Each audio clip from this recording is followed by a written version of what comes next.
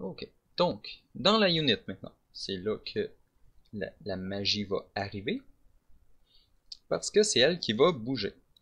Maintenant, on a notre path. Ce que je pensais faire pour gérer les déplacements des units, dans le fond, c'est je pensais prendre tous les petits points du path, prendre leur position dans le monde, et interpoler une ligne entre ces points-là, et après ça, tout simplement dire à la unit, suis cette ligne jusqu'à la fin, lui dire combien de temps ça va lui prendre pour se rendre, et tout simplement sa vitesse et tout. Il y a plein d'outils qui peuvent nous permettre de faire ça, donc ça ne sera pas beaucoup compliqué. Mais tout d'abord, il nous faut une ligne. La ligne, on pourrait la mettre dans la unit, mais par contre, ça ferait que à chaque fois que la unit va bouger, ben la ligne va suivre. Si la ligne suit, bien la unit va bouger pour suivre la ligne, mais la ligne va suivre, et ainsi de suite jusqu'à ce que la unit se rende à l'infini. Donc, ce que j'ai pensé, c'est qu'on pourrait la mettre dans la grille. Dans le fond, la grille, elle bouge pas, elle est juste présente, c'est juste un beau carré. Donc, ce qu'on peut faire, c'est ajouter une spline component ici. Et voilà, on n'a pas besoin de l'éditer ou rien, mais on a une ligne qui est à notre disposition si jamais on veut l'utiliser. Donc, parfait, on va l'utiliser. On va prendre la grid, puis on va prendre sa spline. Spline, get, et get spline, voilà. Ok, parfait. Donc, get spline. On va tout simplement commencer par la clearer. Clear spline point. Pourquoi la clearer? C'est que toutes nos units vont utiliser la même spline, donc on veut pas ne pas arrêter. On veut pas ajouter des points à l'infini dans la spline et rallonger le path à chaque fois. On veut tout le temps que ce soit un path neuf, donc on la clear, on la vide, on recommence à neuf. Ensuite, on va prendre notre path ici et on va looper dedans. For each loop. Ok.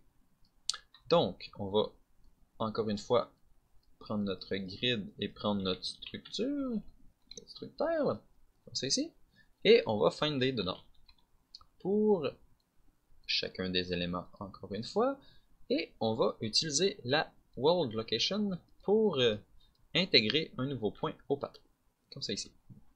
Hop, world location, comme ça. Mais pour ça, il nous faut notre spline, donc je vais juste aller rechercher la spline ici et l'amener ici. Donc la spline, on peut faire add point. Add point.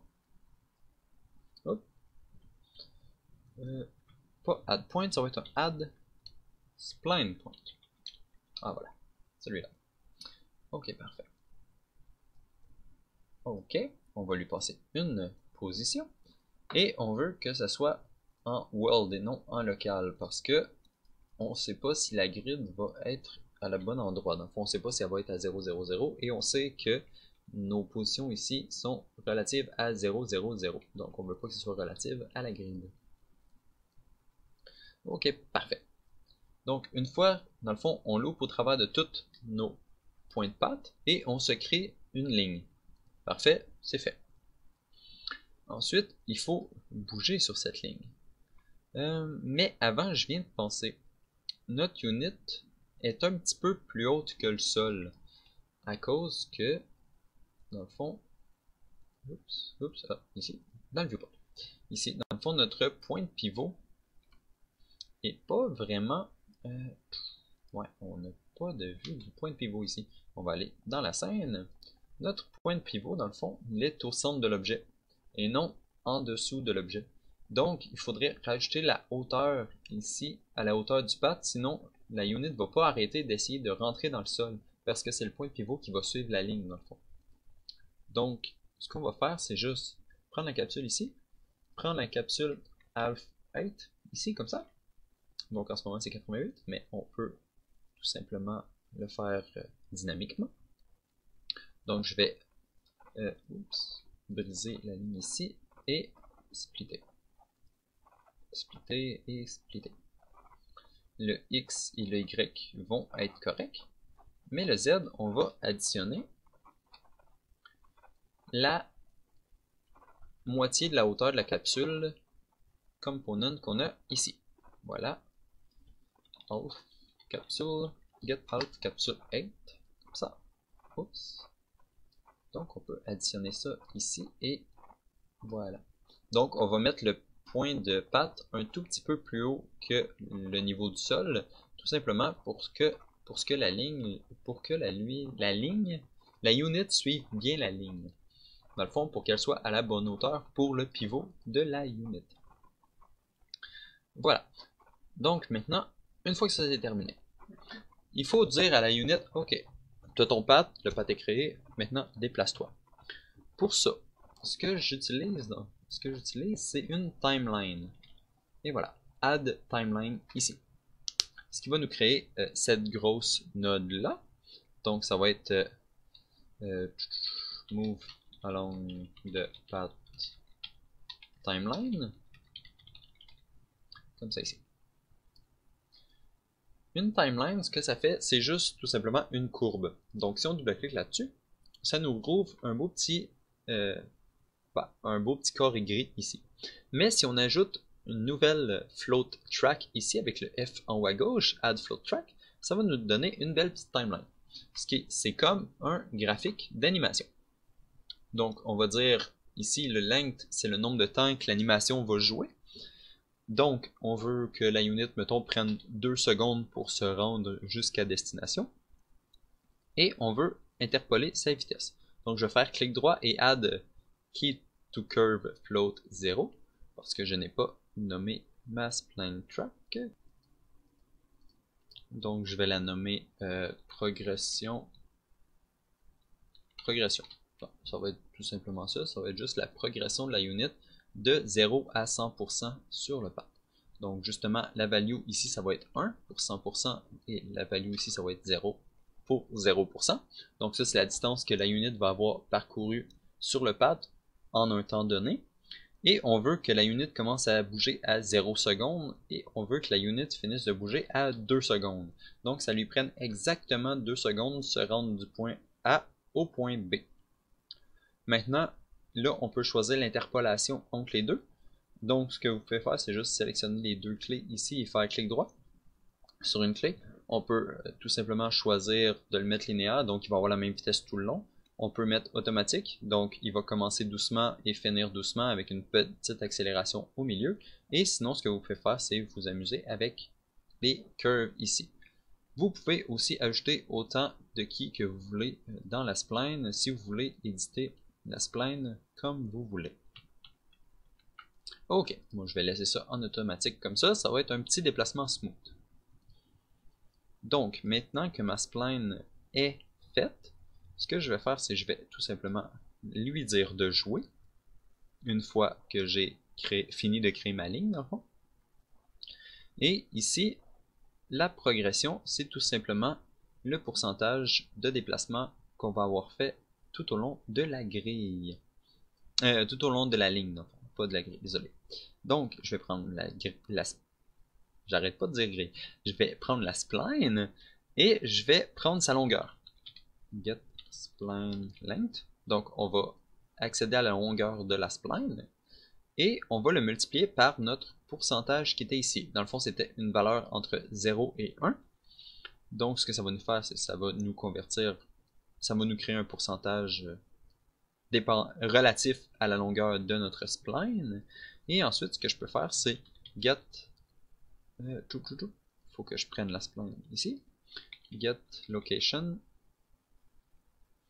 Get location at distance along spline. Donc, la distance ici, c'est notre pourcentage. Dans le fond, le pourcentage que ça prend ici, c'est une distance. Et je peux aussi faire get rotation. Get rotation at spline point. Non, pas spline point. Spline distance. Get rotation at distance along the spline. Donc c'est la même chose, ça prend un pourcentage. Donc parfait. Les coordonnées, on va les mettre en world encore une fois. Donc à chaque fois que la unit va avancer, elle va aussi prendre en considération la rotation de la spline. Comme ça, elle va regarder dans la bonne direction. Donc on va faire self et on va faire set actor location. Transform. On va y aller. Transform. Set transform. Set actor transform. Ok, parfait. Donc, transform que je vais splitter ici. Et que je vais updater. L'update va se firer à chaque fois que la timeline va avancer, dans le fond. Donc, si elle est en pause, ça fire pas. Si elle n'est pas en pause, ben, elle va firer.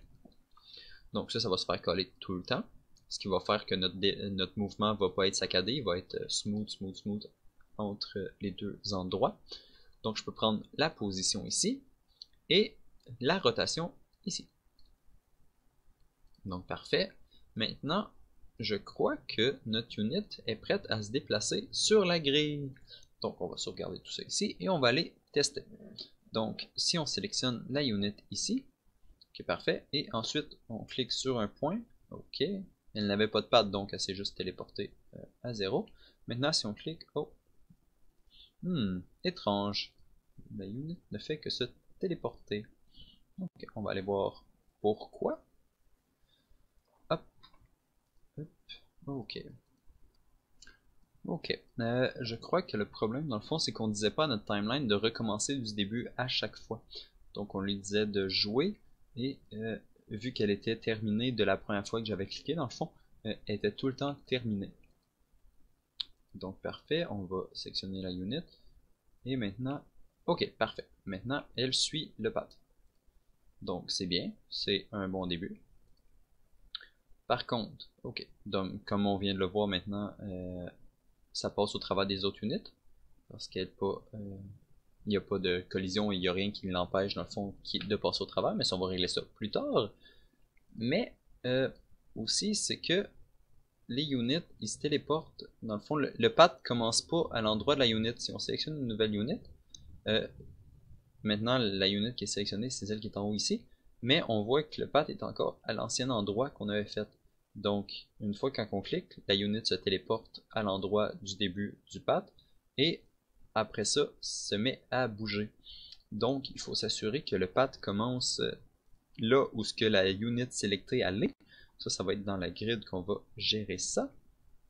Ici, dans le fond, le path commençait à l'index de la case sélectionnée, mais à la place qu'on va faire, c'est on va demander au joueur selected unit get selected unit ici, puis on va lui demander grid index. Get grid index, parfait. Donc, à la place d'utiliser le grid index de la case qu'on a sélectionnée, on va prendre le grid index de notre unit sélectionnée. On va aussi regarder si la unit est valide tant qu'à y être, histoire qu'on ne dise pas à aucune unit de se déplacer ou qu'on ne calcule pas un path pour rien. Donc voilà, si on sélectionne une unit ici, et voilà, là le path commence à la unit, et si on clique, la unit suit le path. Par contre, le path ne se met pas à jour ici, donc on va aller voir dans la unit. Il n'y a aucun endroit dans la unit, dans le fond, qu'on modifie son grid index. Donc ce que je vais faire ici, je vais juste tout simplement setter son nouveau grid index une fois que avoir fini de bouger. Mais je veux le setter avant pour pas que le path, dans le fond pour mettre à jour notre calcul de path avant le déplacement, ça c'est juste une question de préférence, ça change pas grand chose au final. Donc pour ce faire, je vais juste prendre le path ici, get, puis je vais faire get last. Je peux-tu avoir last index ici comme ça. Et ensuite je vais get a copy, et voilà, de ce last index là. Donc je prends l'index le plus loin, donc la dernière case, notre case de destination, et je l'utilise pour mettre à jour mon index. Donc, parfait. Maintenant, si on déplace la unit comme ça, on voit que le path commence à se faire calculer à partir de sa nouvelle case directement avant qu'elle se rende. Ok, parfait. Maintenant, une dernière petite chose, je ne sais pas si vous le remarquez, mais la unit se téléporte à la première case avant de se mettre à se déplacer.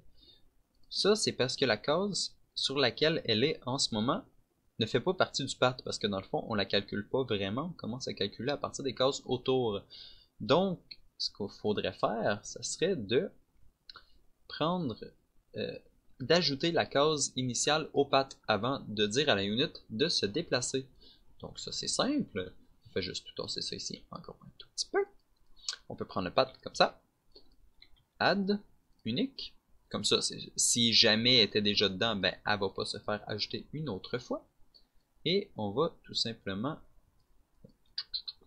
ajouter grid index ici, comme ça, avant de faire le reste. Donc on va ajouter la position de la unit avant de la faire se déplacer. Hop. Ça ne semble pas... Oh! Oh, oh, oh, je l'ai ajouté à la fin. Donc on va tout simplement, à la place de faire un add, ici on va juste faire un insert. Insert, c'est ici. Le insert, ce qui nous permet, c'est de choisir un index, donc on va tout simplement l'insérer à l'index 0, ce qui veut dire au tout début du path. Donc là, et voilà, là le déplacement est smooth, la unit ne se téléporte plus avant d'avancer.